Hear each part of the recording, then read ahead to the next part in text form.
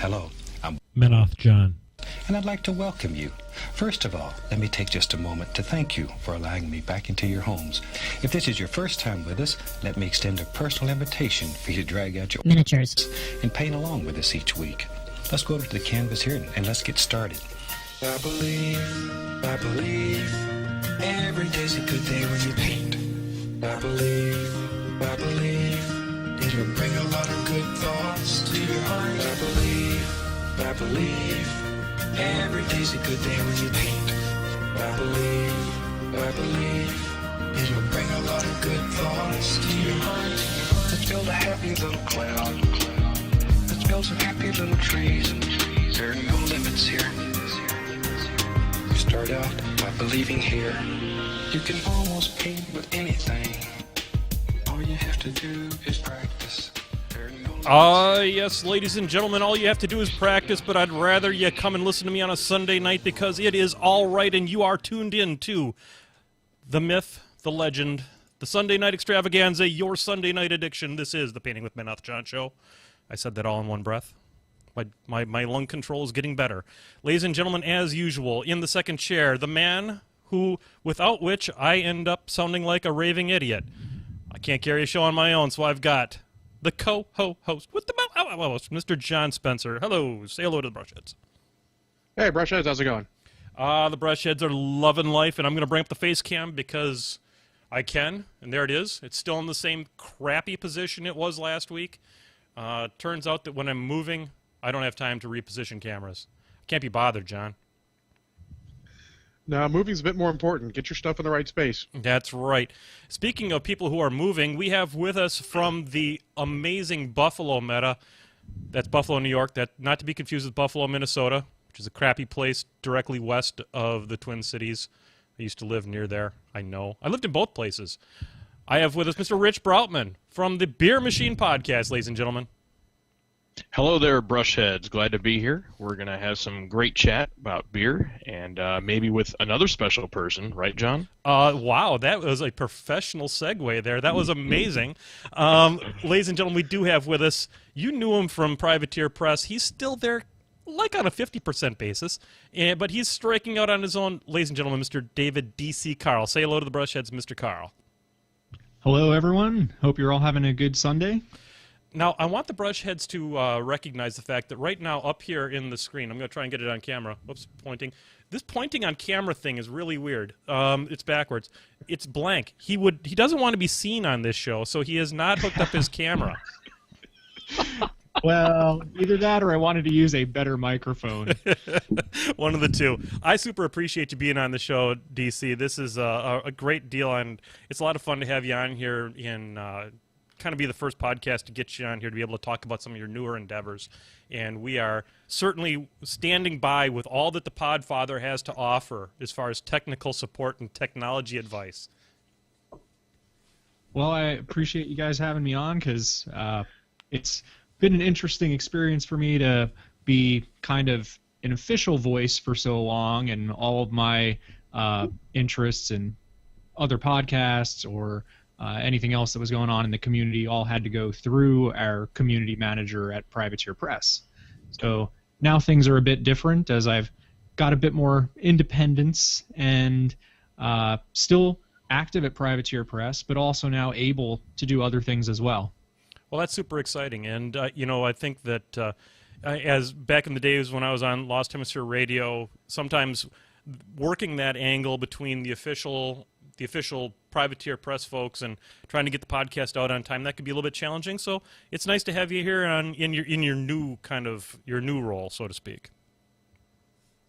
Yeah, it's definitely been a good transition so far. I've definitely appreciated all of the support from various members of the gaming community, people who said that they're excited to see what sort of things I'll be bringing to the table next, and glad that I'm still active at Privateer Press. So just really a whole lot of support, and I've been very thankful to the community for that. So everyone out there, thank you very much. Much appreciated. Excellent. Well, we have a kind of a tradition here on Painting with Menoth, John, and that's we start off with a beverage update, but we're going to kick it a little bit different. We're representing the old Beermachine podcast here tonight, so I've decided that we are going to do a beer tasting and a beer pairing, and we have tonight, and I'm trying to hold it up here to the camera. This is the beer that we're drinking tonight, at least some of us are. We have the Three Philosophers from Omegang, and Rich, why don't you tell us a little bit about it while I open this thing up, because it opens like a champagne bottle. Oh, of course. The Three Philosophers Ale here, and I'll show it to you, folks, if I can get on the camera. This is a Belgian quad, and it comes from Omegang, which is Cooperstown, New York. That is the center of the state. Oh, nice. Sound effects and everything. Oh, hell yeah. To give you a little background on this, from them, it says, inspired by the Trappist brewers of Belgium, a quadruple is a Belgian-style ale of great strength with bolder flavor compared to its double and triple sister styles. Typically a dark creation that ranges within the deep red, brown, and garnet hues. I just found out what garnet meant the other day. It's kind of reddish or some shit. Right? Yeah. Yep. Full body with rich malty palate. Phenols are usually at a moderate level, sweet with a low bitterness, yet a well-perceived alcohol. Typically, Belgians are a little bit Jesus Christ. Typically, Belgians are a little sweeter. Apparently, I don't know how to pour a damn beer. Because look at this, I got more head than Amsterdam on a Saturday night. They're typically heavier, kind of sweeter. They have a different yeast strains than a lot of the other beers, and they typically pack a higher punch. So please be careful. You can see this is, let's see, it ranges actually year to year because it's a small-time brewer. Usually it's about 9.5%. Oh, that's great. Mine says 9.7. Yeah, 9.7. Belinda so Librarian's going to be please thrilled be careful. about this. Belinda Librarian's going to be thrilled about this. Is she coming over later on? I think she's out shopping right now. Right now she's sort of still in transition. She's getting her own place, so she's kind of base of operations is Casa John 2.0 these days. But so we're going to go ahead and take a sip of this, and I guess, Rich, who would you recommend go first? I always like on Beermachine to have the biggest beer noob possible go first. So if you've never had a Belgian, say something, and it should be you. Yeah, I'm not a big beer guy, so I'm probably the biggest noob in the room for beer tasting. Go for it. What do you think about I've also resisted the urge to start drinking it since it's been teasing me for a little while now, and I'm going to take my first sip. Let's see. All right.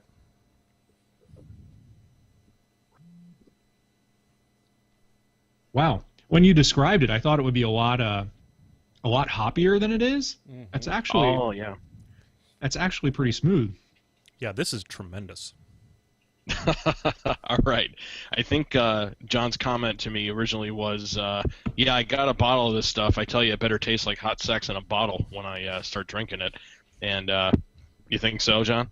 It is. Well, I'm not sure if it's hot sex in a bottle, but it's awful damn good. It is because if this is hot sex in a bottle, I may be doing hot sex wrong. This is actually really, really good. It's got a lot of body to it. There's a strong malt character to it, I think. You know, it's got it has a lot of texture for a liquid, you know what I mean? And it reminds me of some of the best beers I've ever had. This is really delightful. Appreciate it. Now, what would you pair this with, Rich? You can do the Belgians sometimes go better with more rich foods. I wasn't talking about food. I was talking about Warmachine. I'm copying. Listen, Painting with Menoth John is a podcast based on ripping stuff off of other people. So, well, I can take this one then. Sure, you can pair this with the ever wonderful Wither Shadow Combine, and the reason I bring that up is a very rare thing happened to one of my teammates at a tournament yesterday. And he got Dark Industried in round 4. Outstanding. And what turned into a Seether? I believe it was a Signar Jack. I can't tell you which one, but it's gorgeous. It's a very exclusive club, and those 3 guys that I can't think of their names. I don't play Crix that make up the Wither Shadow Combine. Morbidus, earned it that volupidus, and fudubidubidus. Tremulous, Admonia, and the other one. Even DC doesn't know. That's great. Malevolus or something. I'm probably pronouncing it a little bit off, though. That's beautiful. I don't remember quite how to spell and have to look up. There's a lot of those Privateer Press named things floating around in my head that I can spell correctly, but there's still a few that I have to go back and double check. And Malevolus, or however you pronounce it, he's one of them, I'm afraid. That's beautiful. That's one of the great moments of Painting with Menoth John history when the designer couldn't get the third one. That's great. Anyway, so no, this is really wonderful. Thank you for this pick. This is this is amazing. This is I'm drinking it out of a glass I found in one of the boxes that I unpacked today. So there you go. Oh, excellent. You guys taste the cherry a little bit in there? Yes, I like that a lot. Yeah. This is tremendous. Now, John, you couldn't find the Three Philosophers. Which one are you having with us this evening? Well, it's the Hennepin Farmhouse Saison. Nice. It's pretty decent. Not a big beer guy, but so far their beers are 2 for 2. I had their white wheat ale last night, and yeah, they're pretty good. No aftertaste. Go down pretty smooth. No complaints. So I got a question. I got a question for you, Rich. I've only gotten about halfway through this bottle because this is a 750 milliliter bottle. Is there a way to store it, or am I just like like drawing a mustache on the Mona Lisa if I don't drink it all tonight? It is a little bit, especially because if you can't finish the one bottle, I mean, never mind. I may make fun of you a little bit. The thing is that if it's breached to the air, it's going to start deteriorating. Okay. And if you have some type of sealed environment to put it in, Mm-hmm. like if you have another bottle you can cork with no air in it, then sure, go ahead. Yeah. But otherwise, it's going to be kind of dicey. Same thing if you buy a growler and open it up. You want to try and kill it within a day. I'll get her done. Yeah, that's what I'm getting out of this, John. We just have to drink it all. I got no problem with that. I'll just tell Belinda. No, Rich said I had to drink it all. And then when we come visit to Niagara Falls in the Buffalo area, I'll just say, that's Rich, and point at you. Oh, great. No. Outstanding. I've got to say, I do really like the note of cherry because I'm also more of a mixed drink sort of guy. If I had to narrow it down, maybe a Long Island guy. But that takes away from some of the beeriness and gives it more sweetness that I really enjoy. So good call, good pick. Yeah, this is like some of the best German beers that I've ever tasted. And you say it's a Belgian beer, and so I guess maybe I've had similar beers like this in the past, and it's really, really nice. Hats off to you, buddy. Excellent. Glad you guys like it. Now, there's another tradition we have here on the Painting with Menoth John show. You know, we are a sponsored podcast. We have sponsors. So that, and the most important part of having a sponsor is making sure that we're taking care of them. And, you know, we've moved to Casa John 2.0, and, you know, it's not always easy for our spokesmodels to find their way here. So we're going to go ahead and bring on our spokesmodel now. And here it is for Discount Games Incorporated and Greenleaf Terrain. It's Fiora. You know her, E. Fiora, from the Protectorate of Menoth. Hi, I'm E. Fiora. Well, I don't know why I'm calling myself E, because, frankly, I'm just Fiora, and these flames that are always on my feet are making my feet hot, probably making them smell terrible. But you know what wouldn't be terrible is if you bought your miniatures from Discount Games Incorporated. Now, I have a bone to pick with Menoth John, and I'm going to tell about it right now, because this is like my forum to talk. It's like my bully pulpit, whatever that means. And he hasn't been playing Protectorate very much lately. He's been playing with those dirty trolls. They don't believe in the creator of man. Anyway, he's been with them trolls for too long. But if you want some trolls, you should go to DiscountGamesIncorporated.com, something like that. And if you order $50 worth of stuff, Jay's going to put it in a box for free and send it to you for free and be super awesome. Likewise, if your table sucks and you need stuff on your table like linear obstacles or deep water, play with deep water. Just maybe someday someone will fix the rules for deep water, but deep water, get on there. And you should play with it. And I know a guy who's named Adam at Greenleaf Terrain that'll make you some deep water. And then you can play with it. And then you could use models from Discount Games Incorporated. It'd be like a double rainbow. So when you're in the Protectorate or New York or Washington or Wisconsin or Maryland or wherever the hell you are, I mean hurricane, not hell, wherever the hurricane you are, you need to get over Discount Games Incorporated and buy stuff from Jay or Adam or whatever. So,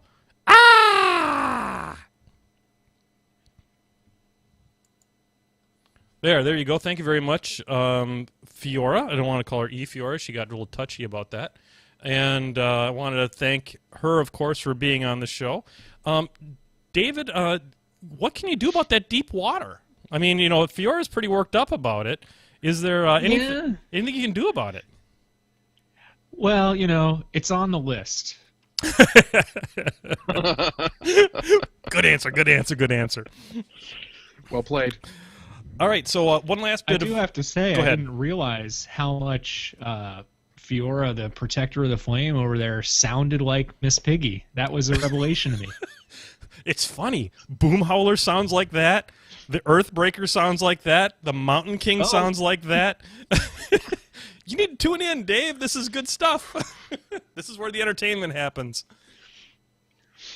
I'm going to finish this my. beer. There we go. So let's see here. Checking my thing here. We have one last little bit of business to talk a little bit about before we get into your interview there, DC. There is a contest running here on Painting with Menoth John. We are still looking for hardcore casual scenarios. We have a couple more came in this week. Really appreciate that. So I think we're somewhere in the neighborhood of everyone who's entered has a 25% chance of going home with a Warcaster of their choice. And we'll send that out to you thanks to Drop Zone Games. And John, you've been taking care of that. And how are things going over there at Drop Zone Games? Going okay. I mean, well, as you could expect. Well, there you go. That's a thrilling description you had there for us today, John. Good update. I'll talk to you later about it, John. Oh, no problem. Yeah. No. When Belinda and I are talking about something and we don't want to tell the other person I don't want to talk about that right now because we're in front of the kids or something like that, we have the code word Firefly. Oh, Firefly. How about that Firefly? So in this case, hey, how about them Firefly? Something like that. All right, so I'm going to flip over to the painting cam, and I'm going to do something unique that I haven't done here in a little while. I'm actually going to paint and assemble. It's been a little while here, but I've got the fire eaters here, and these are amazing models. And I was gonna go right into painting and stuff like that, but I think I want to get these guys assembled. So why don't we start talking a little bit about we brought you on the show here, DC, in order to give you the opportunity to talk a little bit about your new stuff that you're working on. You and I have talked a little bit about podcasting and things like that, but what do you have on your docket right away? Well, I've already begun the work to get a kind of a test the waters Kickstarter campaign going. So that'll be going up probably in less than a month from now. And then I've got ideas aplenty for games down the road that I'm also going to try to launch using that medium. We live in an age where anyone who's got a good idea and the guts and who does their research can make a little game. It used to be that you had to go through established publishers, and we've kind of moved away from that. When it comes to games or books or music, it's so much easier these days to do things on your own. Even thinking about things like a video cast or a podcast, it was not possible 20, 30 years ago. It just wasn't something you could do. And now anyone can get their name out there, and I'm going to try my hand at taking advantage of that. One of the things that I noticed with other folks who launched into the whole Kickstarter thing was starting out too big. I didn't want to start out with some $100 big box game with dozens of miniatures and all kinds of different components. I wanted to start out nice and small, figure out one step at a time, figure out how to make a Kickstarter video and how to use that equipment and software, figure out how the whole Kickstarter thing works, get a better idea of hidden costs and stuff, because a lot goes into making the any sort of Kickstarter product beyond just the product itself. You've got various different fees and things and shipping and all kinds of other stuff. So starting out small, then I'm going to build up from there, kind of learn as I go.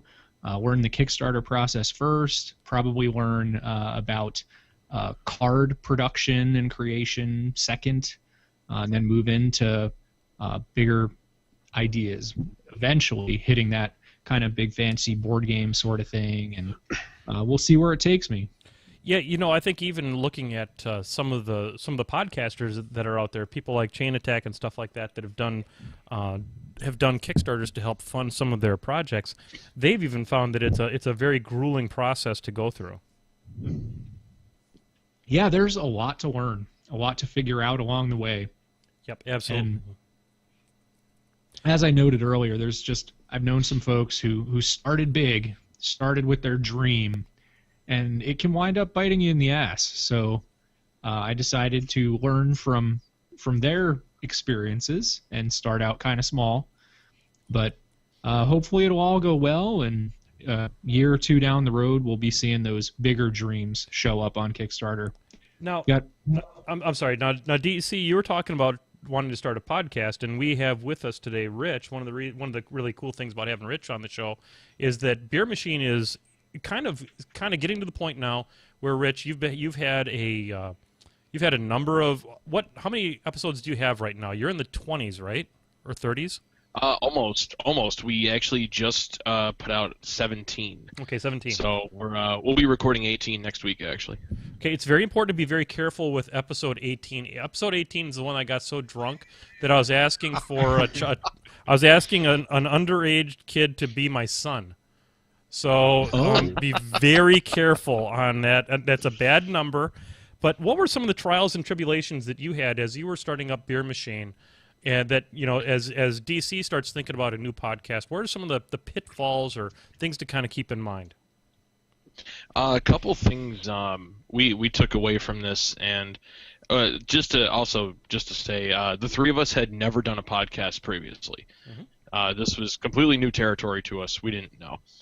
Now, I had a slight edge up on a lot of other startup podcasts in that I work in IT for a living, so I at least know how a lot of the equipment works, and the audio side, I've played in bands for years, so I know a little bit about that.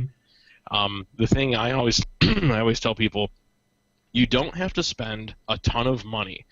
However, you do have to spend some money, yes. And you have to have, in my opinion, you have to have a soundboard. You have to have a decent microphone, and I say decent, I mean like $40 or $50. Yep. You don't have to go more than that. A soundboard, you're looking at like 70 or 80. A couple of cables, and you probably already have a computer. So, given those things, you can get decent sound for $150 outside of your computer. I'll tell you where it gets hard, and I didn't think it was going to happen this way, but my biggest issue was getting our podcast. This is before we were on Minis. Yeah. Was getting us on iTunes. Really? iTunes is a fickle mistress these days, and I had to watch a lot of tutorials and just other things. I worked on it every day after work for a couple of hours for about a week until I hit the exact configuration that they like in order for your stuff to be on there. I don't know why they make it so difficult, but I eventually got it, and then there we were. The other thing I took away from it is format, sticking to it, and I mean you can change it as you go, but having an outline really helps in my opinion. John, you're probably thinking along the same lines. John Spencer, you're probably thinking similarly too, as far as like outline stuff goes. Yeah, I think one of the big absolutely. Yeah, John, go ahead. Yeah, absolutely. Actually, aside from this, I've got a buddy, and we're thinking about starting a podcast, and we're trying to find a format, and there's a lot of stuff that goes into it. He's bought a lot of gear, and there's a lot of planning. It's not something to start lightly. You don't just fire up your web camera on a New Year's Eve, start painting stuff, Unless you're painting with Benoth John. and luck into it. You turkey. Yeah, I mean, I think that's probably the best advice I can give to any new podcaster too, DC, is that one of the things that before we started painting with Benoth John, after the first initial New Year's Eve that literally was, I'm a nerd, I can't get a date, I should probably have a podcast on New Year's Eve. It was after that, it was like, well, that was fun. Now we have to have a format. And I really think the thing that separates a listenable podcast from a less than listenable podcast is format. We have the people know what to expect when they're coming. Well, they kind of know what they're getting themselves into with Painting with Benoth John. They're going to get 30 minutes of interview with an interesting person. They're going to get a crazy advertisement for Discount Games and Greenleaf. They're going to get an opportunity to submit questions and hear stupid answers on them, and then they're going to hear about some movies and stuff that they might be interested in. That happens repeatedly. It's like going to McDonald's. You know, you get that Big Mac every time you show up at Painting with Benoth John. And I think I'm not going to cast aspersions at any other podcast, but I think that one thing that less listenable podcasts struggle with is ramble. And it's very easy to get in front of a microphone and ramble for far too long. So that's kind of the thing. One of the reasons why I wanted to have Rich on with you, DC, is that Rich has, I think, one of the most listenable, best new podcasts that's out there right now. And I have to agree with him also. Getting hooked onto Muse is a big effing deal. They are the 10,000-pound gorilla in the Warmachine community right now. There are other ones to get a hold of that, as we kind of move down the pipe, since you're going to be doing more general gaming, that they're probably good to be with. I mean, getting with the D6 generation for general podcasting, they are so huge. They're able to generate so much cash via their Patreon and stuff like that. They're really good general, and I'm sure they would. I mean, God, Russ Wakeland would flippin' fall out of his shoes to get you on the show. So I know that he'd be interested in having you on to talk about your stuff. Yeah, I mean, I am openly available at this point, so anyone who wants to reach out and contact me, feel free to do so on Facebook or on some other sort of forum through private messages or whatever. I would like to tell, though, I want to tell Russ from the D6 generation, I had DC first.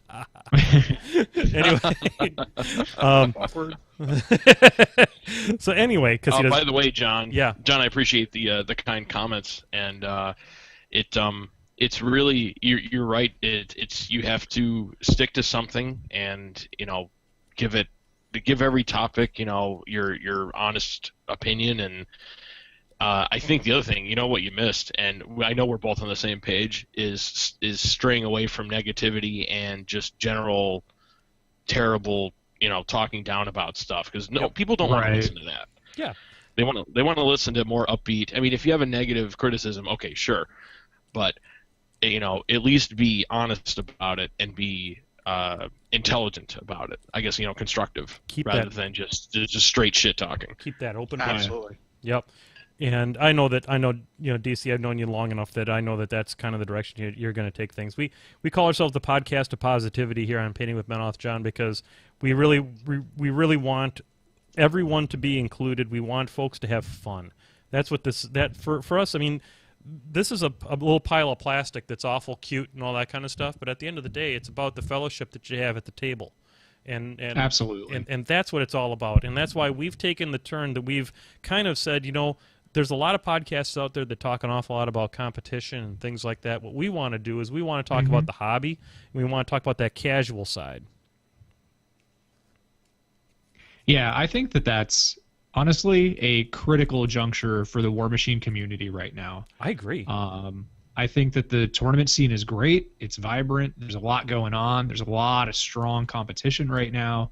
But I think that casual, let's have some fun mindset sometimes gets a little bit lost in the shuffle when it comes to various forums or even various podcasts. And I think keeping an eye on that is very important so that we can have that foundation of why we're really all here, why we're pushing these miniatures around the table, is to have a good time, to meet people, to enjoy their company, and to just have fun playing a game.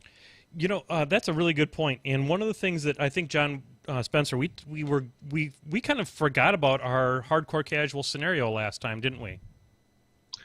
We did. Okay, so we're going to go back, and I'm going to bring up that right now. I'm going to go ahead and bring this up over here, and we're going to switch over here to this. And I was going to talk about Thunderdome tonight, but I'm going to back this up a touch, and I'm going to go back here to the one we were going to talk about last week.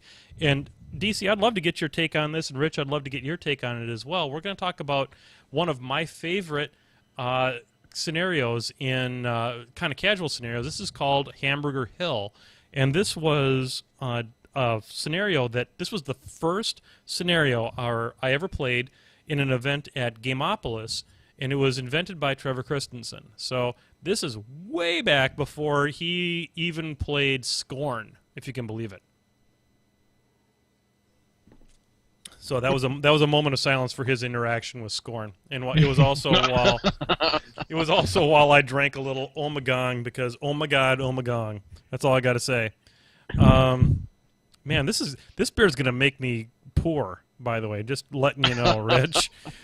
This was like $13 a bottle for me. You know what's funny is when we started Beermachine, Adam and I have both been drinking craft beer for a while. We're really into it, and we got JP on the show, who was he was relatively inexperienced with it, and he wasn't, he would drink whatever, and then he started drinking a little bit better stuff, and we got him hooked, and he laughs about it, saying, like, thanks a lot, guys. Do you realize how much money I spend on good beer these days? I know, and right? It's not saying he's an alcoholic or anything, but he does what we do now. And I don't know, if you're not going to spend money on your miniatures, this is the way to do it. Absolutely. So I had an interesting conversation at a game store yesterday about the same type of topic. I assume I can talk about this on here, but I played in an X-Wing tournament yesterday. Oh, yeah, we love X-Wing. X-Wing's legit. Yeah, speaking of good casual fun. Oh, yeah. Had a great time, met some great people, had some great games. And also, one of the guys was talking about how, oh, man, I can't believe I've spent this much money on X-Wing, which, a few $100, And it's like, well, yeah, that's substantial. But there's so many hobbies out there in the world. I've known people who were big into like world traveling, or even people who had like a yacht or something. Or golf. Or even golf. I mean, that's a fairly common one. And any of these things, whether it's craft beers or Warmachine or any other sort of game, like, wives, think about it. Do you want your husbands to be sinking how many hundreds of thousands of dollars into their boat, or do you want them painting a few little metal dolls? Come on. Exactly. This message brought to you by DC on behalf of all the guys out there. Craft beers are good too, though. Let's throw that in. Absolutely. So let's talk a little bit about Hamburger Hill. This is the most bananas nuts casual thing. Here's what I love about this one. This is a tournament that ends exactly when you know it ends. So in other words, let's say we want to play this for 3 hours. We have 3 hours at the game store. That is exactly as long as this can take. So it is. You have a time limit in this one. And here you see in front of you, you have the board. And I don't know if my guests can see this, but essentially it's a 4x4 standard table. And it has progressive radial deployment zones. Player 1 gets 18 inches, player 2 gets 19, player 3 gets 20, and player 4 gets 21 inches. And there's a hill in the middle of it. And there's some variation. Some play 10 inches, some play 12. And you can play that up to your own desires. I think 10 works pretty good. And then there are power points on there. There are 5. One's dead set in the middle, and then there are some and kind of forming a cross. And those are small bases. and they have essentially different powers that you can give. One of them is if you have a model that is in base to base with it, you can get +1 defense. You can have +1 armor, or you can select one model and remove a spell effect, an animus effect, or a feat effect from the selected model, or select one model or unit to remove one upkeep spell from the selected model or unit. So this stuff is all going to be available, by the way, guys. We're going to summarize this and get it out to our Patreon.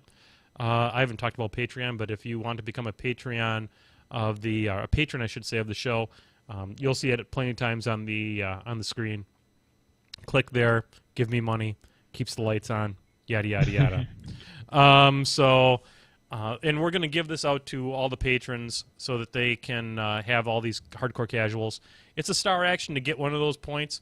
But what's cool about it is that essentially you keep track of points, and and there's like an eye chart on the screen right now that I'll leave up here as we're talking. But essentially what it does is as you go around, each person will score points on their turns, and then what happens is you assassinate the other caster, and you go ahead and take all your models off, and then someone jumps into that spot. So, but they jump in at 20. What did I say on the last one here? 21 inches. Yeah, you jump in at 21 inches. So you get these really ridiculous, like double, triple caster kill kind of things, and people are rotating. It gives you the opportunity to meet a lot of different people, and as a TO, it ends at a specific time, which, as a father, is a great deal for me too, because I know exactly how long I'm going to be away from my kids. So, DC, back in the day, we were kicking around some of these old casual things at I sent them up to Privateer. I don't think anything necessarily happened with them, but I'm sure that they would have been fun for maybe some of your more casual get-togethers up there. Yeah, casual formats are an interesting one, because when you started talking about this particular one, it reminded me of back in the day in St. Louis playing Warmachine, and Josh Salter, who some of you might know from that guy. the Warmachine community, great guy. When you said Hamburger Hill, it reminded me of his American Hill. He modeled this little American flag, stuck it on a hill, and created a format around getting lots of people around the table together, and that kind of stuff can be so much fun. It's not really the type of thing that makes a good competitive play scenario packet or something, but for one-off events, for a change of pace, I love that kind of stuff. I think it can be a great opportunity. The other thing that it encourages, which is shown up on the screen right now, is that you get points for lots of power attacks. So you get all these crazy throwing people off the hill, and it encourages. And these points only happen when you're in the hill area.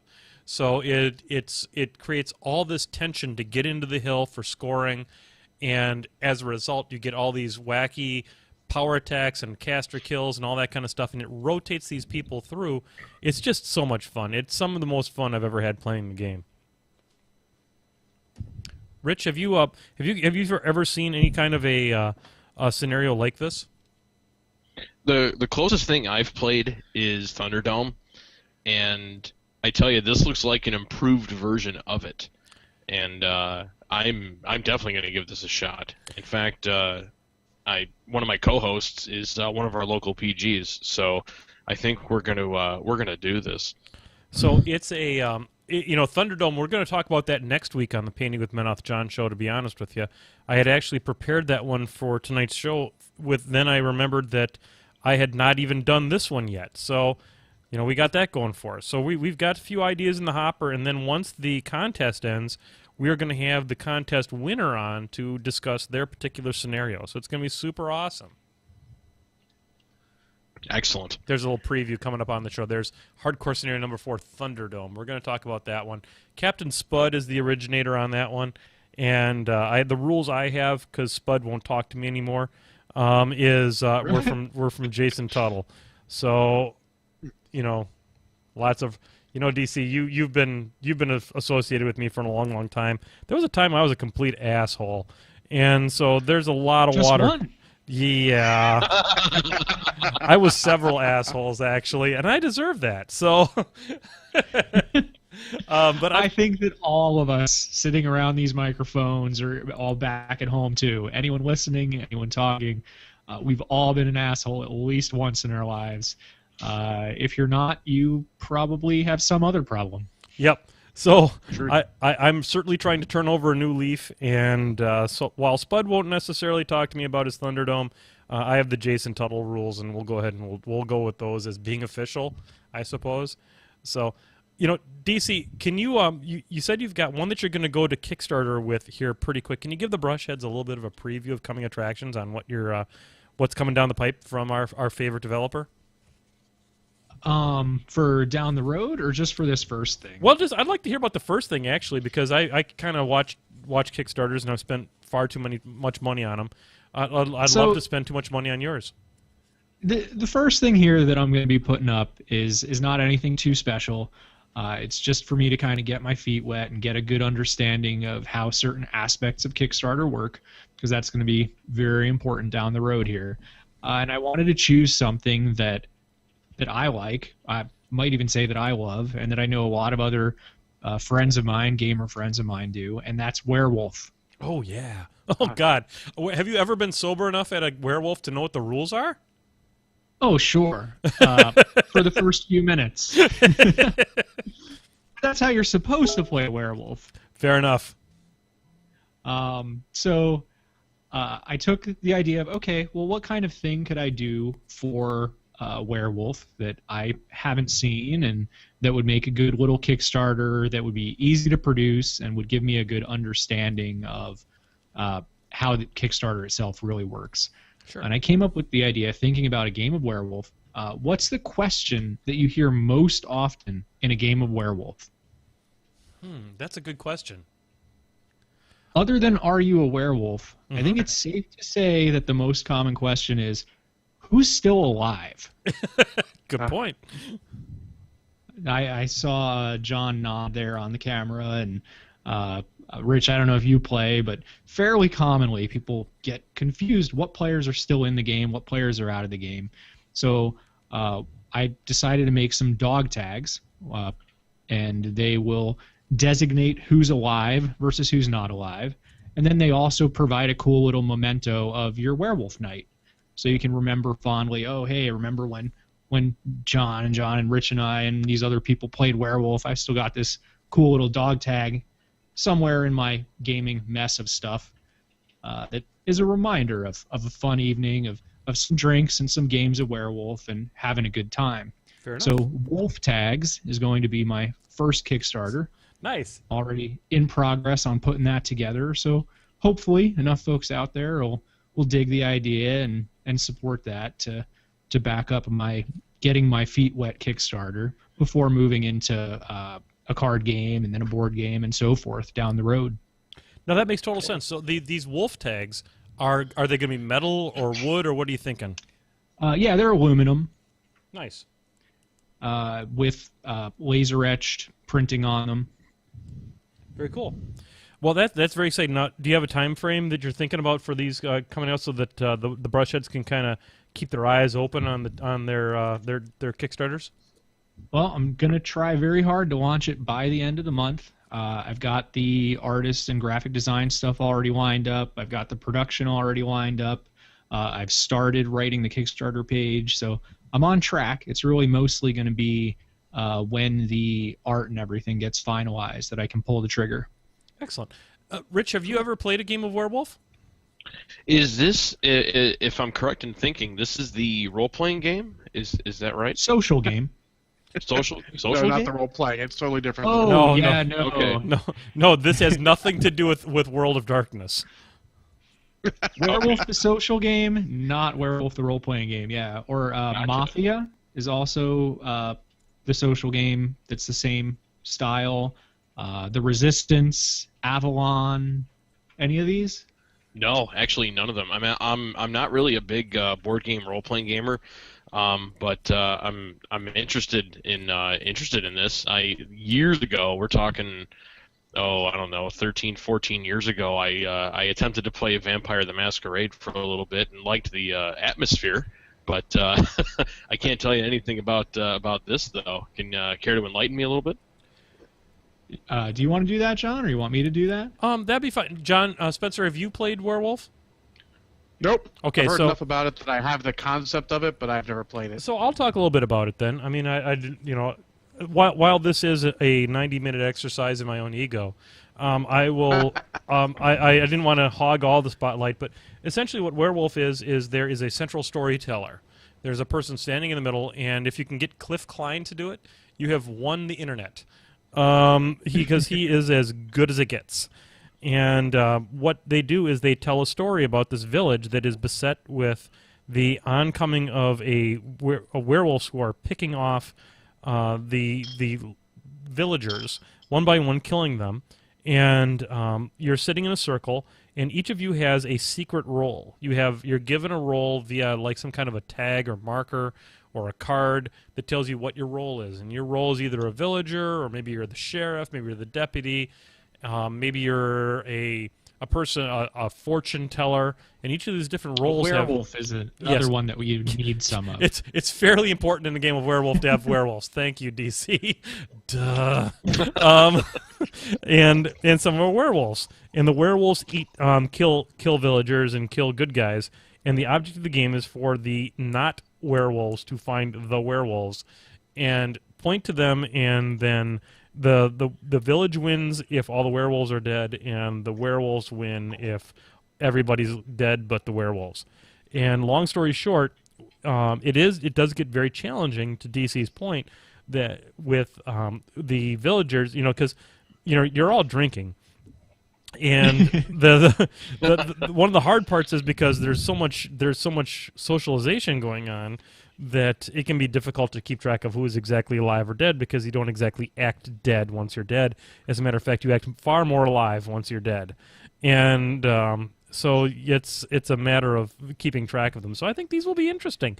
And for certain, they will be a memento of, especially like a Warmachine weekend, which has become somewhat famous or infamous for its late-night werewolf games, to have these available as a tracking token or a memento.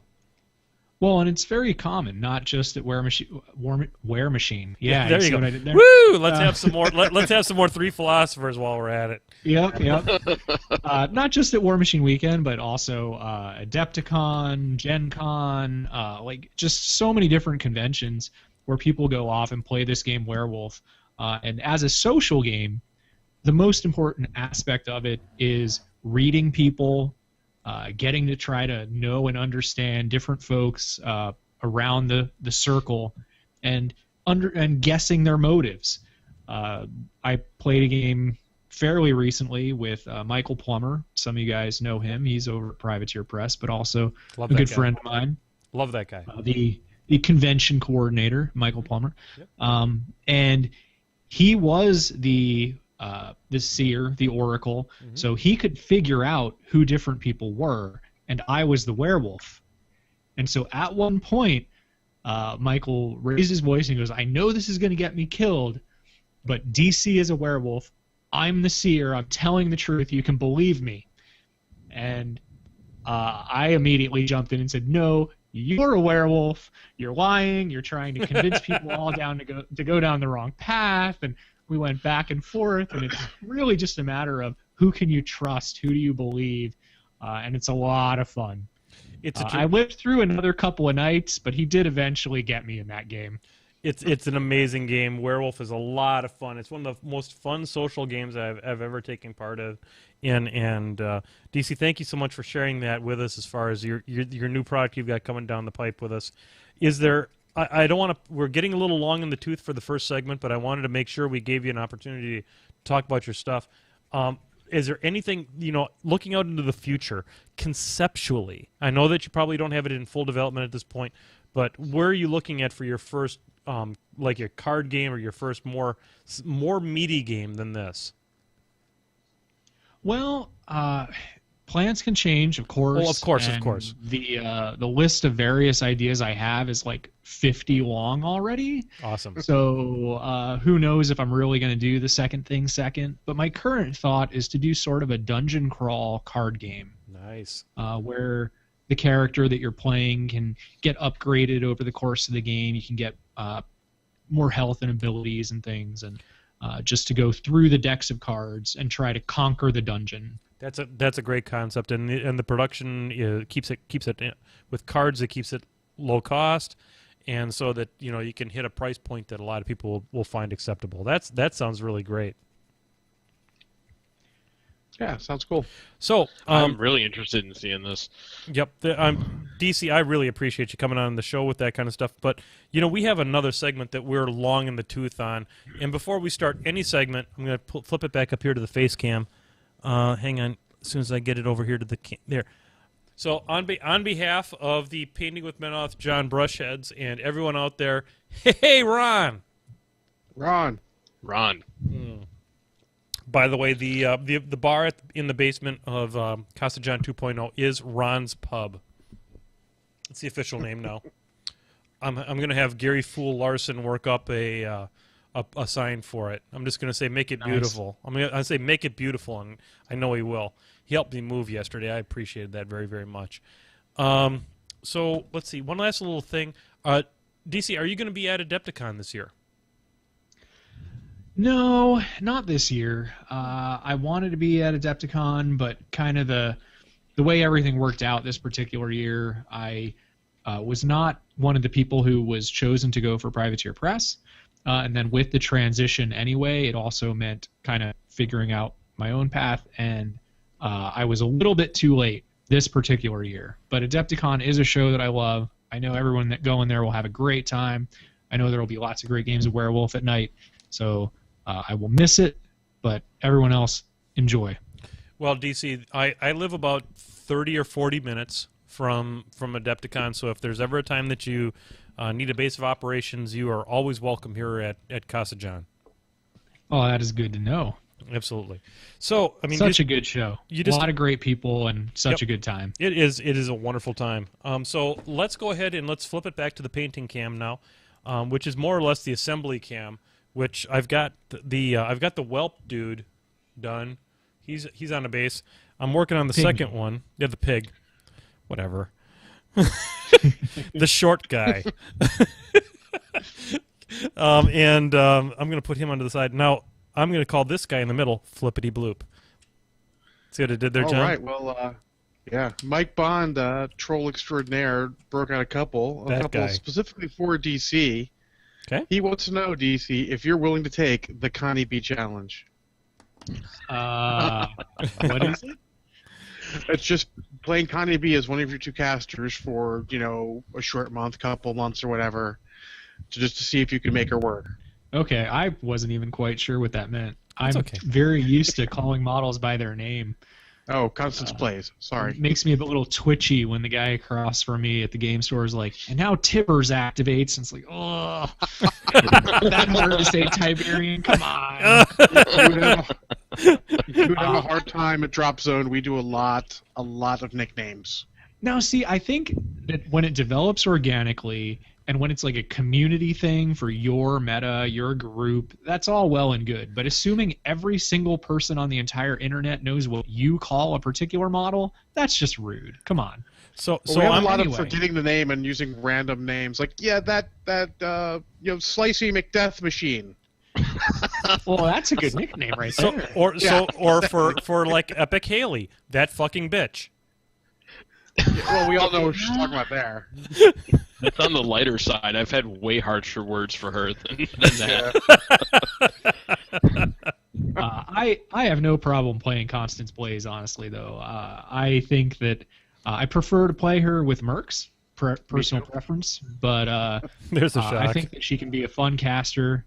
I enjoy pretty much every caster. About the time that people were talking about setting up one of the various what casters best and worst, and at the time there were 140 something of them. The one that came in dead last at that particular time was the one I played at a internal Privateer Press staff tournament right about then. It was Aminid Raza, and I had a blast, and I did really well, and I won the event. So I think there are a lot of great casters out there, even the ones that most people look at and say that's not a good caster or whatever. They can still be a lot of fun, and with a good list build and with smart play, you can still do really well with them. So no, I wouldn't mind taking on a Constant Blaze challenge. Not for nothing, I've but done the Economy challenge myself through Mercenaries, and it was super fun. not for nothing. Yeah. But before DC was DC, he was awful damn good at this game. Yeah, Well, I was already DC, just not PPS DC. there you go. But by the so- way, also your Facebook picture of DC in DC wearing DC is fairly epic. I really wanted to also have a DC comic That'd have been amazing. to just add to that level of ridiculous, but I couldn't find one at the airport, so Very I didn't wind nice. up with one. Very nice. All right, well, we dropped another one on us for you, which is, at what point did you realize that Doug Seacat is really an interdimensional time traveler, is in fact just telling us about the world he's from? Oh. Well, I that's like an that one. interesting supposition right there, but no, Doug Seacat is really just a super nice guy. One of the nicest guys you will ever meet in your life. If you haven't met him yet, go bug him at a convention. He'll still be nice, even if you're bugging him. But he's just a really good dude with an amazing memory of all the various things that have happened in the Iron Kingdoms, and the degree of immersion he has in that world is impressive. He knows so much and can keep it all straight.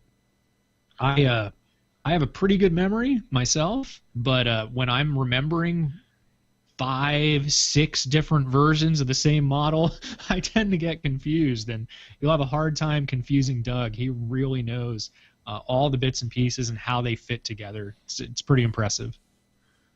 Awesome. And he's got one last one just for you, and then some more that are everyone. He says, your voice is so calming and reassuring. Have you ever considered working for NPR? No, I've never considered working for NPR, but I did have a short stint as a child actor, believe it or not. Shut the F up. All right, we got to hear this story. Oh, this should be good. When I was a little kid, I was in these early morning morality shows. Shut up. Like- This Yeah, kid's no, keep I'm getting dead better. serious. About, being nice to old people, not smoking, not vandalizing cars, stupid stuff. Not staring at Really cleavage. shouldn't watch. But yeah, that is the only place I know of that my voice has been used outside of podcasts and shit. Hey, Davey. Is Yes! this on YouTube? Is this on YouTube, DC? I need to see this. Oh, I hope not. God, I hope. Engage the Googles. No. Keep that To well the hidden. Googles. Hey, Davey. All right, now his one's for everyone. Hey, Davey. Can this problem be solved by wife cleavage and cake? I think it can. Yes. The answer is yes, always. Oh, my. I love having a podcast, by the Stop. way. This is the best ever. So, two general ones for all of us. Who would win in a fight, McBain or MacGyver? Okay, I'm going to take this one first, and then I'm going to kick it around the circle. I'm going to give it to MacGyver. As much as I love, as much as countermeasured Kayazis are terrible for the game, I'm going to say that I'm going to give it to MacGyver because that dude could create an atomic bomb out of a paper clip and a rubber band. So I'm going to say MacGyver. What about you, Rich? I'm also going to give it to MacGyver, because, I mean, come on, MacGyver's kind of my hero. He can fix anything with no practice, with no experience. That's what every IT person strives to be. Good point. DC? Yeah, well, I think I'm going to have to be the voice of dissent and say McBain because I've never seen MacGyver a suit of Warcaster armor. That's some powerful shit right there. That's some strong medicine. There's no two ways about that shit. Oh, I love this podcast. I'm so glad it exists. John, what do you think? Definitely McBain. Mustache trumps mullet any day of the week. Oh, good point. Suck up, but true. By the way, Rich, I need to compliment you on your magnificent beard. Oh, I thank you. Matter of fact, we had the Ontario Team Championship yesterday in Southern Ontario in Canada, and they did an impromptu beard competition, and I won. Huh. And I'm actually really excited about that. And my team went 2-2, but who gives a shit? I won the beard competition. Well, hello, you were against Canadians. Can they even grow facial hair in Canada? What are the criteria exactly for winning the facial hair competition? Are we talking like thickness, luster? I mean, what's I can tell you. I can give you the technical details. Please. Basically, one of the organizers, Scott Tellerico, he does one of the video podcasts, I guess you want to call it, called Party Foul. He organized the whole thing. Those guys. And during it, he basically went around and took a picture of everyone that had a huge beard and brought us all up front and had a cheering contest, and I got the most. And then they handed me a wonderfully sculpted wooden mustache key rack as the prize. Oh. My wife's not really Very nice. a fan and doesn't really want me to put it up in the house, but hey. It's a prize. You have to. Exactly. It's going in the Warmachine room. There you go. Nice. There you go. It's a major award. You have to put it up. A major Oh, of course. award. Exactly. That's from played. Well played indeed. Thank you very much. So moving right along, flippity bloop. Well, he's got one final one for everyone because he likes to throw crazy trolls at us. Which faction do you think would like 50 Shades of Grey more, Crix or Scorn? Oh, Scorn. Scorn all day and all night. Those guys are all into that and the other thing. Rich? Yep, Scorn. No contest. Next. If those are the only choices, I think it's clearly Scorn, but I'm going to throw in a dark horse and say that Retribution is actually very 50 Shades of Grey underneath. Yeah, that's fair. Remarkably creepy. You know, not for nothing, but the Protectorate of Menoth, the more religiously zealotous you get, the Zealous, yeah. zealous. There's the word. English being a thing. The more religiously zealous you get, the more repressed and disgusting you get. So they might have a horse in this race. That's fair. I have to hope they just kill it with fire. Right. So what do you think on the topic of given though, John? Oh, I would say Crix because they like stuff like that that's torturous to anyone who watches it. Yeah. So I need to give a shout out to Mike Bond because that guy, without him, the flippity bloop segment sort of doesn't happen. So God bless him. Floppity boops. Yeah, he's our spirit animal most of the time. So anyway, flippity bloop. All right. Well, most of these are pretty trolly. Since we're on the subject, JP Randazzo goes, since Rich went into Canada and won Best Beard in the Land of Beardy Men, is the apocalypse upon us? No, it just means that Canada's just that less relevant. Oh no! He's being a secret troll. That's actually JP's one of my co-hosts. Oh, we know that guy. We know that guy. Don't worry about that. I know exactly who JP is. I was just going to throw my vote behind the apocalypse. I know I'm going to be on the winning side of the human-robot war. Actually, one of my favorite Canadians up there, Dave Beauchamp, he said, I said on Facebook, I don't understand what's going on here. An American won the beard contest, and a Canadian team won the game about war. What is happening here? Well played. Not for nothing, DC, nice. but Jonathan Colton wrote a song about you. So there you go. You win everything. Wait, what? Yeah, The Future Soon. Isn't that song written yeah, directly yeah, about you? My favorite Jonathan Colton one, though, is probably Regarding Your Brains. Yeah, I may have heard You you know that sing one? that. I may have, Zombie one, yeah. I may have heard you sing that live. Well, and did I modify it to include Doug Seacat and Jason Souls and a bunch of other people around the office? Because that's what I No. usually do. No, it was at Kevin Clark's during Rock Band, but I would love to hear that Yeah. version. Yeah, I've modified it pretty heavily to feel more apropos to my own work. Although now my own work's changed a bit, but it still entertains me to mutilate his poor lyrics. There you go. Poor Good John. stuff, though. John Colton's a genius. Anyway, moving right along. Moving right along. Martha Frank wants to know, if a man walks through a forest and there's no woman nearby, is he still wrong? Yep. Yep. Yep. Married and formerly married guys, to the mic, please. Speaking of which, just to throw it out there, happy anniversary, hun. 2 days ago. Aw. Not for Wedding nothing, anniversary. not for nothing, DC. But you two are the cutest couple ever. Well, thank you. You guys are adorable. We're pretty stuck together, so we appreciate any support in doing so. On behalf of our the Painting with crazy Ben Off lives John and show, here's looking down the inside of my glass on camera. Hey, Ron. Ron. Ron. She's my. I think one of the 2 or 3 times I've ever met your wife, DC. It was at the Privateer Invitational back when before Lock and Load actually happened. It was when I was I think it was the one time I was there as a press ganger, and she was just the nicest person ever.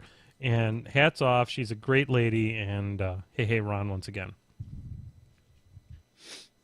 That means we drink again, right? Yeah, sure, whatever, works for me. Flippity blue. Refill, I'm almost out of water. Flippity blue. All right. So, one more appropriate for time frame is from Archie Dan. Archie Dan, he wants to know, what kind of pizza and beer did you offer your moving helpers? Ooh. So my moving helpers was exactly one guy and my brother. I'm not going to count my brother because he's like contractually obligated or whatever. Actually, probably not. But he helped out, and my brother is not a drinker at all, and so I didn't offer him any beer. But and poor fool Gary Fool Larson of Fool's Trays. And if you need a tray, go to Gary. Gary's amazing. He had his children that weekend, so he wasn't able to partake so much. But I had spotted cow in the fridge, and I had some Magners. Oh, here it is. Magners, Magners, Magners cider from Ireland in the fridge as well. And then he had the Three Philosophers, which he wasn't going to touch. That was my beer for tonight. And then we got some in Racine. There's a place called Durango's, and they make a mean pizza. And my sister, who lives in Columbus, Ohio, sent me a pizza, and we had that. But Fool had already left. I hired some monkeys from a local moving company, and they were amazing. And so they did all the hard work, and I sat around and directed, because I'm an engineer. We don't work. We just watch other people do that. And so that's what happened. So that was the extent of the pizza and beer. Nobody took advantage of it, and I'm hoping that with Adepticon coming up that Ron's Pub will get some business, because I have some booze, and I'd like to drink it with my buddies. Anyway, flippity bloop. Well, just before you go on, when I moved into my place quite some time ago, I was running a game store, and what we actually did is we went around with the truck. We got all the stuff for myself and my now wife's places. We stopped at the game store and got all the locals in their cars to come up and carry boxes up. Yeah. And then we send them back if they're done. Go have them order a pizza and free sodas. Go to town. Yeah. It was the best. I suggest it heartily if you can arrange that in any way. Mm-hmm. When I moved from Utah to Wisconsin, my entire game group came out to help me, and those guys were amazing.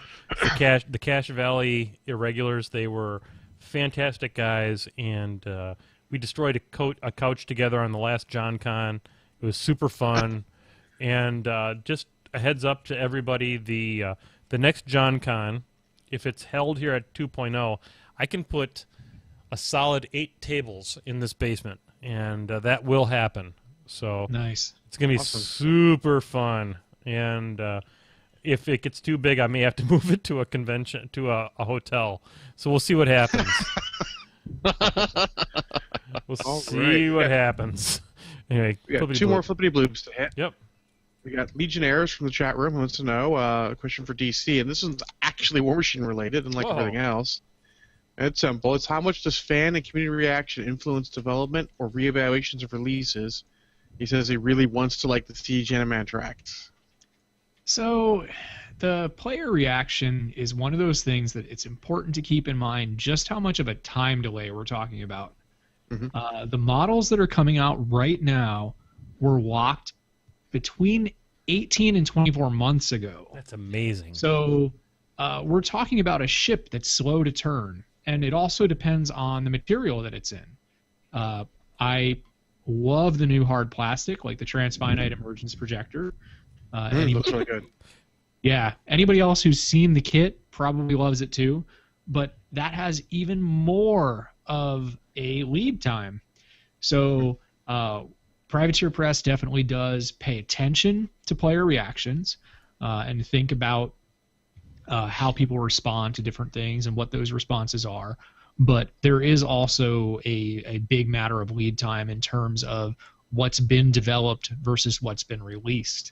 So important to keep that in mind. When some guy posted, oh, hey, they stole my idea from a month ago, it's like, nope, that's been in production for 2 years.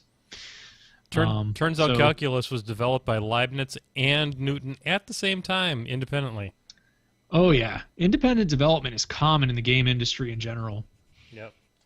I think a lot of people don't realize, like, it's not one person, like, oh, hey, I thought of this, there are other people, and this is the, in fact, I think I heard it on Muse the other day, it's the quintessential 1,000 monkeys with 1,000 typewriters setup.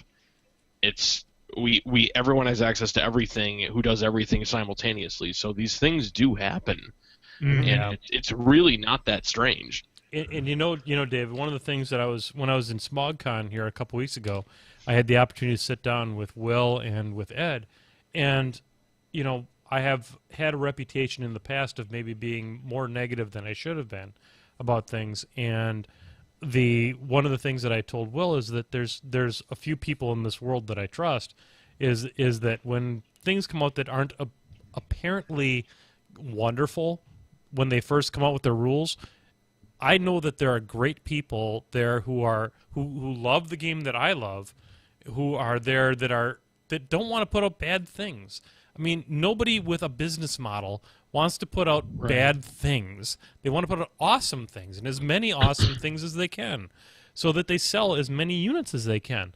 And I mean, DC, knowing that you have had your hand in it, you're an incredibly intelligent person, and knowing that Will has a great business sense and Ed has a great creative sense, you put all that in one room, how can you not create awesome? Well, I don't want to derail us too much, but I do want to say that one of the things that when things do go a little bit sideways, a little bit wrong, it's usually because of circumstances that are outside of the norm. Anytime that something comes up that forces things to get changed really late in the process, after we've been working on it a lot, that's usually where those things we'd rather change fall into place. And I'm not going to call out any specific models or anything like that. Nor would I ask you to. What's that? I said, nor would I ask you to. That's an unfair question. Yeah. But that is typically when things do go a little bit wrong, or those late changes for whatever reason. Turns out that's what happens in like every industry. I mean, when you talk about IT True. or you talk about anything, that when you haven't had the time to be planful, that's when things go horribly awry.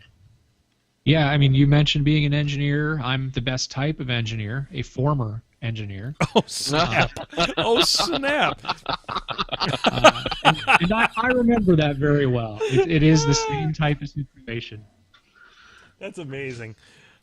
So, do you have any more flippity bloops there, John? We got one more real quick. There's another one on top of that, but we're gonna save it for next week because it's kind of longer and we're running late. No, that's cool. We're running long. Legionnaires wants to know from DC, how are you planning on letting people know when you set up your Kickstarters?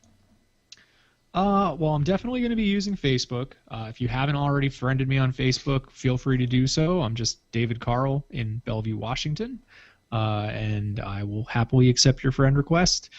And I will also be trying to hit some other podcasts and stuff now and then, hopefully be on here again.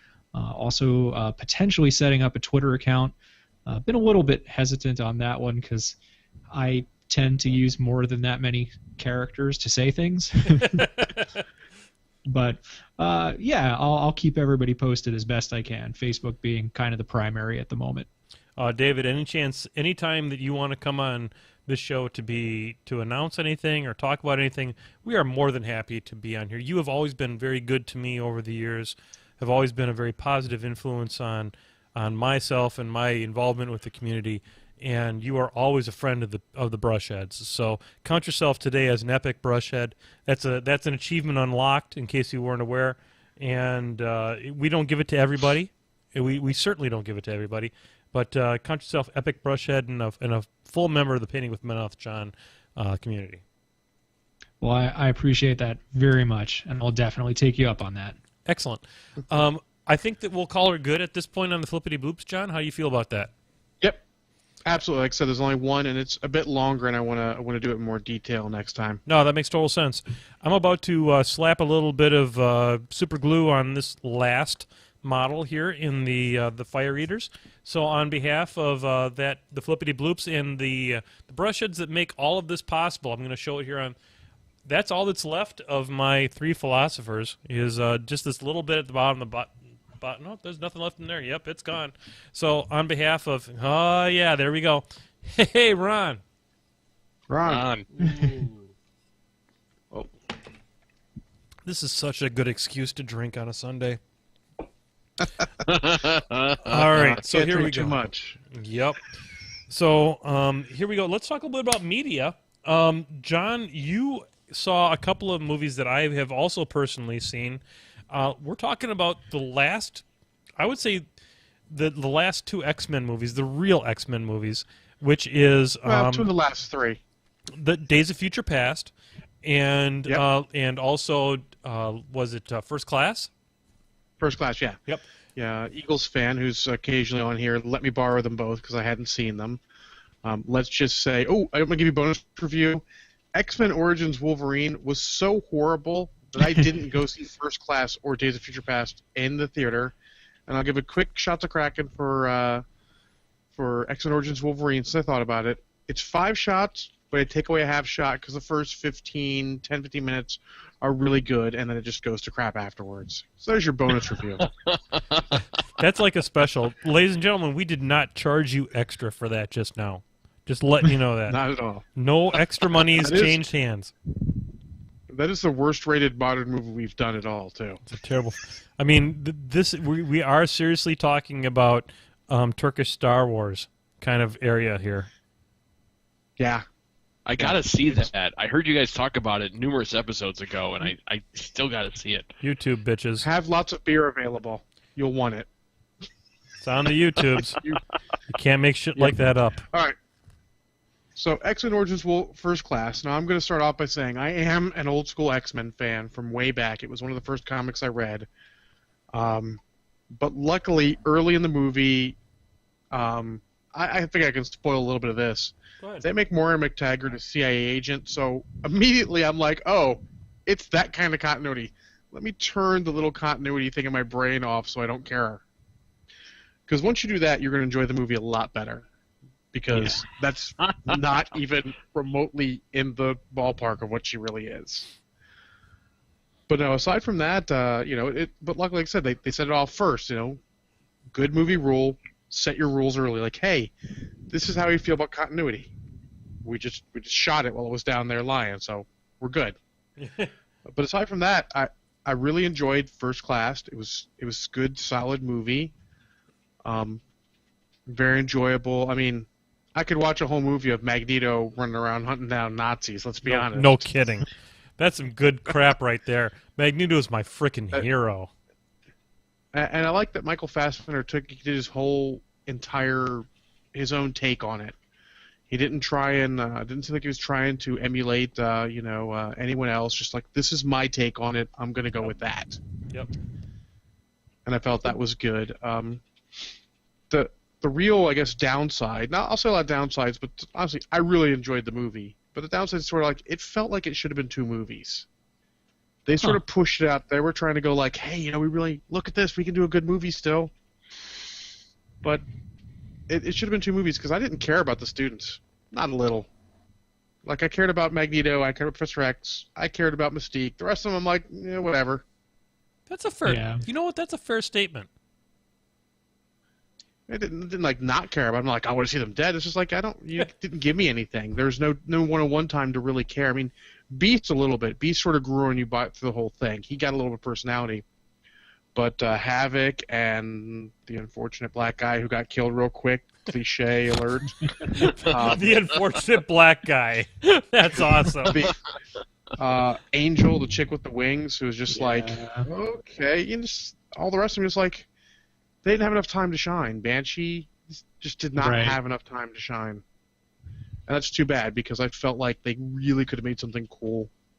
But they're really sort of digging out from the mess? X-Men Origins Wolverine and the Last Stand. Last Stand was not a great movie. It wasn't horrible, but it wasn't great. So they're trying to dig out and like, we need to restart this. It's like what they call a soft reboot.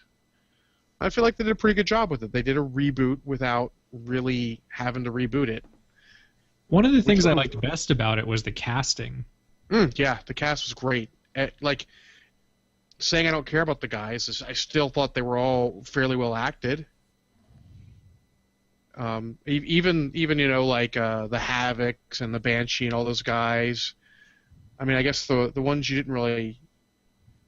I guess the worst acting job in it would have been January Jones and Emma Frost, but I think part of that is the director's choice and the script's choice to not make her as menacing and cool and impressive as she is in the comic books.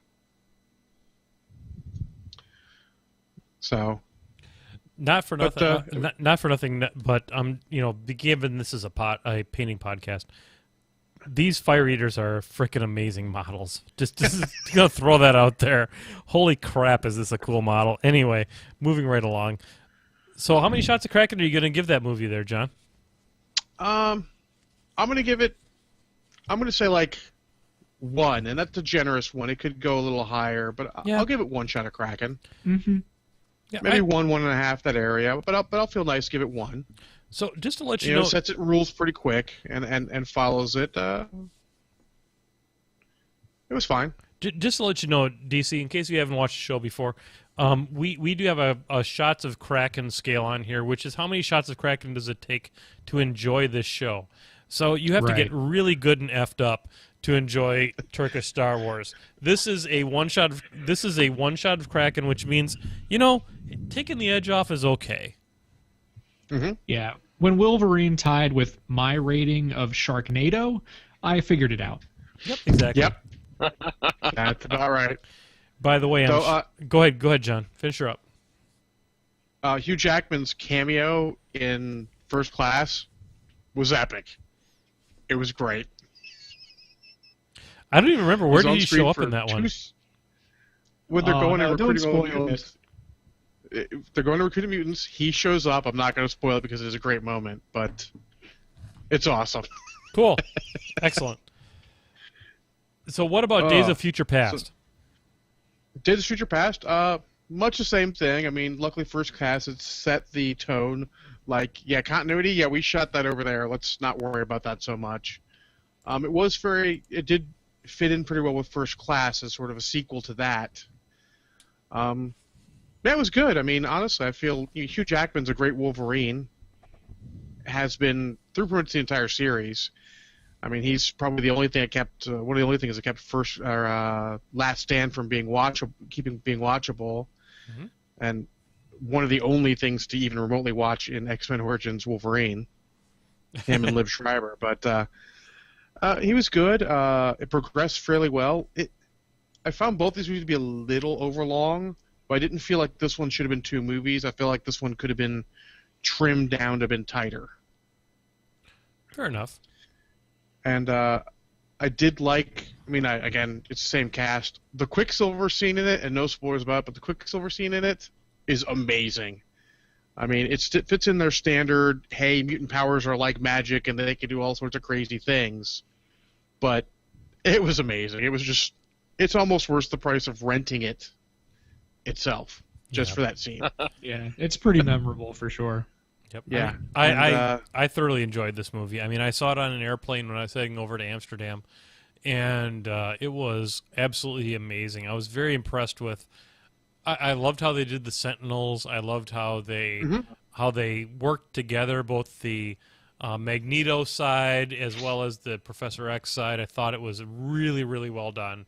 I was very impressed with this particular movie. And I like that Magneto in it, and I'm not going to spoil it, makes a poor decision fairly early in the movie and doesn't remotely think it through. He's just thinking, this is what I need to do to protect mutant kind. Doesn't think it through in the slightest, which is good because 2 movies try to be, that super smart. All the villains are like, they've planned every aspect. He's just free will and like, no, this is how we solve this problem. Not thinking that that's not how you solve the problem. It made it worse or just as bad. Yep, I think one of Magneto's character flaws is that he doesn't always think through things. He's not always willing to accept opinions outside of his necessarily what he's thinking. And I think this movie is one that highlighted that quite well. So I think that the flaws in that type of personality are brought out quite well in this movie, and he redeems himself and he works really, really well as a team in the end game, which is amazing. It makes it so much more poignant the way it doesn't work out between him and Charles, which is no real surprise for anyone, because you see how it could be. You saw it in the first movie. You sort of see it early in this. You're just like, it never works out that way, and you can't fault him because you know what he's been through, and you're like, you've been through hell. You're not doing it the right way, but it's really hard to say you're not like evil. Right. Yeah. Right. Now, Rich, have you seen the movie? I have not, and I know this is very... all right, I'm going to wow people here for a second. I'm actually not a fan of comic books nor comic book-related movies. Okay, we have to turn off the mic here for a second. Like, period, or just in general? Just pretty much. I'm open to it. Like, if someone said, "Hey, look, you really need to see this," I would go see it. But so what about Guardians of the Galaxy? I actually haven't seen it yet. You are no longer invited on this podcast ever again. Get off my show. All right, fine. You can click the hang up button right now. You know what? Watch it.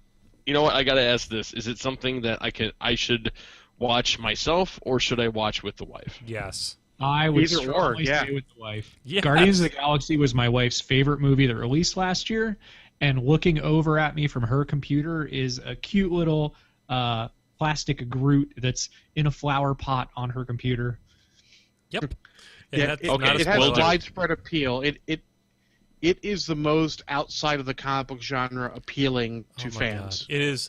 It's like wrapping yourself in a warm blanket full of the best alcohol you've ever had. It is so good. It's a pretty tall order there, but don't hype it too much, because when you go into a movie with too high expectations, that's the easiest thing to destroy the movie. But I do think you and your wife should watch it, and we'll have fun. The highest compliment I can give... I will do that within the next week and a half. The highest compliment I can give Guardians is it's fun. It is just fun. It is fun indeed. We've reviewed it a couple times here. Yeah, it became kind of a running joke. Are we gonna review Guardians again? Yeah, we've seen it a bunch of times. So, but back to Days of Future Past, it was very good. I really, really loved the way it reboots everything without being a hard reboot. Like everything that happened before, you can watch all that stuff if you want to, but it didn't necessarily all happen that way.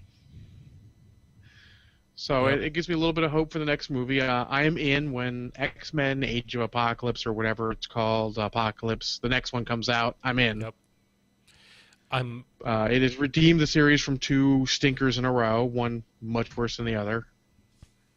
The casting was really good. You like Beast a little bit more in this one. Mm-hmm. Pretty much everyone does a good job. Yep. I give it a thumbs up. I would, John. Let's hear your number of Kraken on this one. Well, let's wrap up. A couple people I saw on Facebook and Twitter had said that it was better than Winter Soldier and Guardians of the Galaxy, and they're straight crazy. Yeah, that's. But I'm wrong. still going to only give it it's in that half to one shot of crack. It sort of depends on how much you can divorce yourself from X-Men lore. I'll give it a half myself. Yeah, I'm gonna You go. thought it was really stronger does- than Origins. What was that? You thought it was stronger than Origins?